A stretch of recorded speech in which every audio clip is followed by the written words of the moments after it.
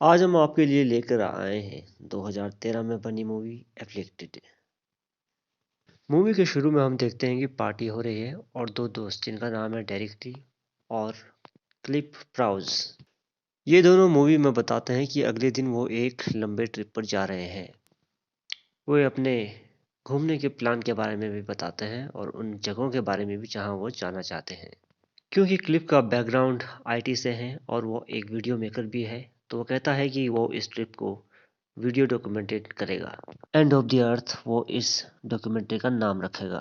Clip आगे बताता है कि उसे एक कोई ऐसा चाहिए जो उस पर नज़र रख सके, क्योंकि वो बहुत लंबे ट्रिप पर जाने वाला है और इसके लिए उसके दोस्त से अच्छा और कोई नहीं हो सकता, क्योंकि वो उसके लिए कुछ भी कर सकता है।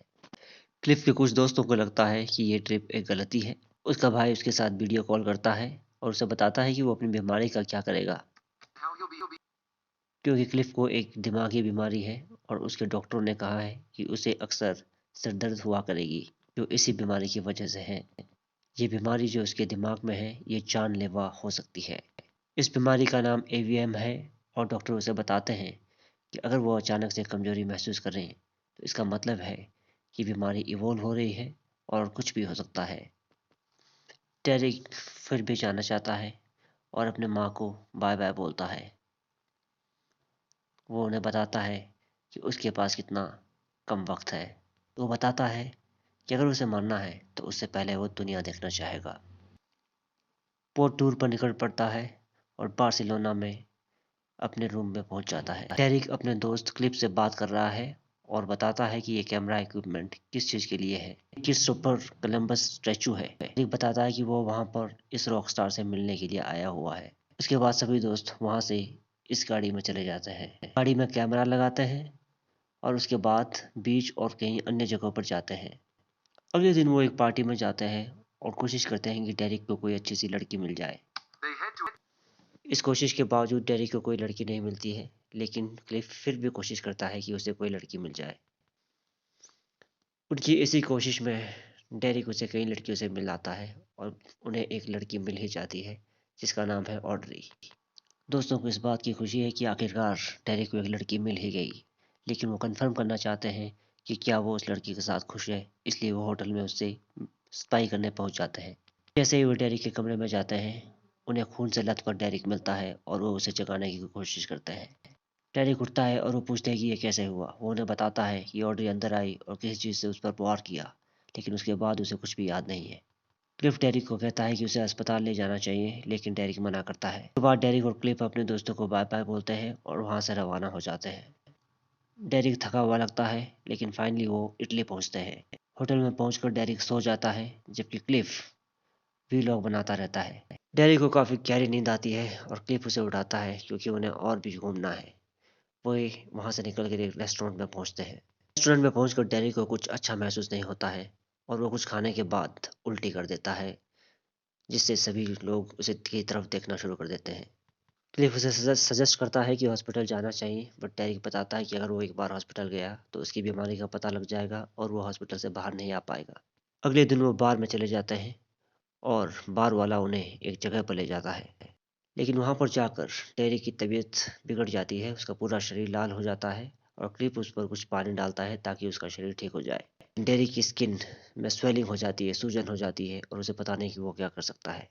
क्लिफ वीलॉग में व्यूअर से कहता है कि वो डेरिक को मनाए कि वो अपने घर चला जाए।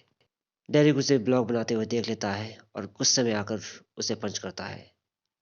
इससे हैरान हो जाता है उसका दोस्त कि उसने कैसे एक दीवार को तोड़ दिया। इस बात से अनजान डेरिक कुछ समझ नहीं पा रहा है और कोशिश करना चाहता है कि क्या वाकई में उसमें इतनी ताकत है। वो अपनी ताकत को फिर से बाहर जाकर आजमाता है, जबकि उसका दोस्त क्लिफ इस सब से परेशान है। तक डेरिक 60 किलोमीटर प्रति घंटा की रफ्तार से चल रही बाइक को भी पीछे छोड़ देता है।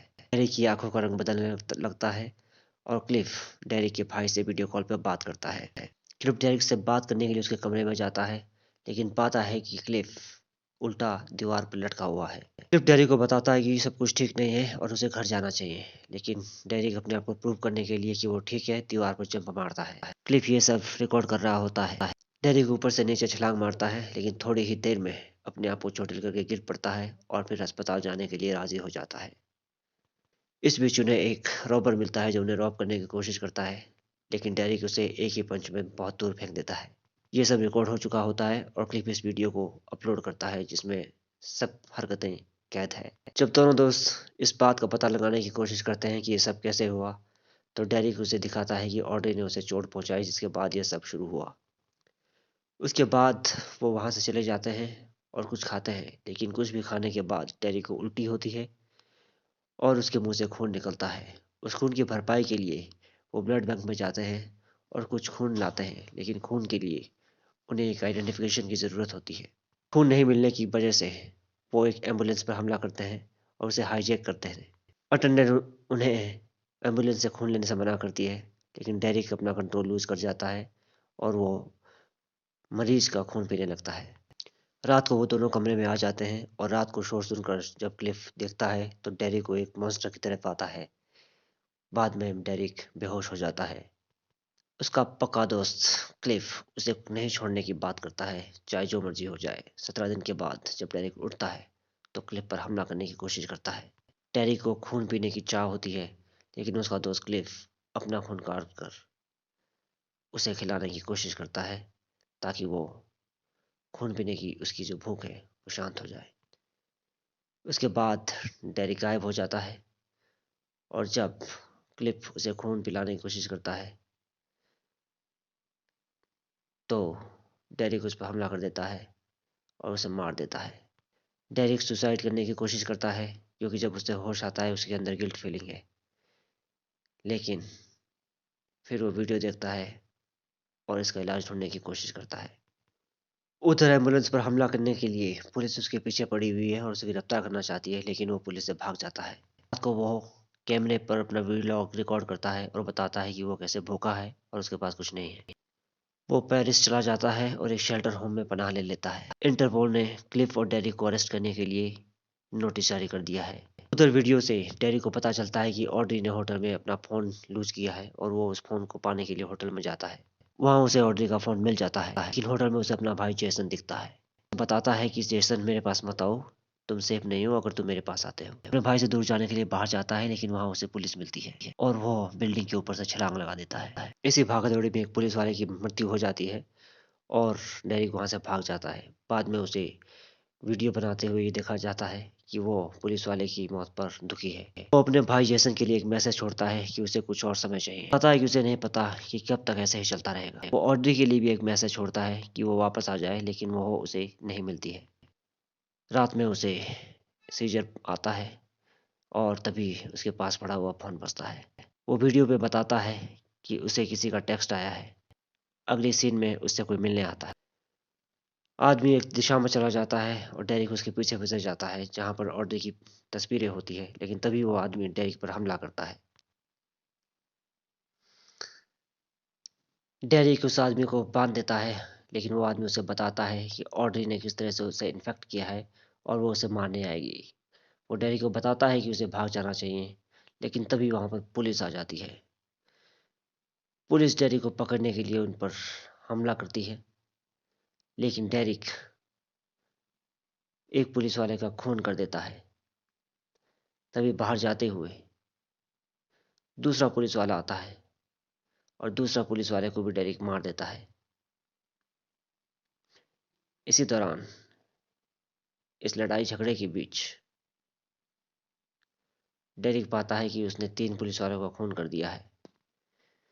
तभी वहां पर डेरिक पर अंधेरे से आकर कोई हमला करता है और डेरिक को पता चलता है कि हमला करने वाला और कोई नहीं बल्कि वो खुद ऑड्री है। ऑड्री उस पर हमला करती है और उसे बताती है कि वो उसके पीछे या मरीन के पीछे आने की कोशिश ना करे। डेरिक बताता है कि वो कुछ नहीं चाहता।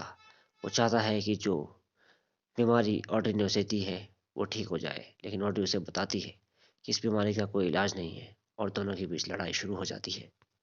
लेकिन ऑड्री डेरिक को हरा देती है। डेरिक ऑड्री से रिक्वेस्ट करता है कि वो उसे मार दे और वो लकड़ी का एक भाला डेरिक की छाती में आर पार कर देती है। लेकिन डेरिक को होश आता है और वो उठकर उस भाले को अपनी छाती से बाहर निकालता है। ऑड्री उसके पास आकर बताती है कि अगर इसका इलाज होता तो वो या तो अपने आप को मार देती या फिर इसका इलाज करती।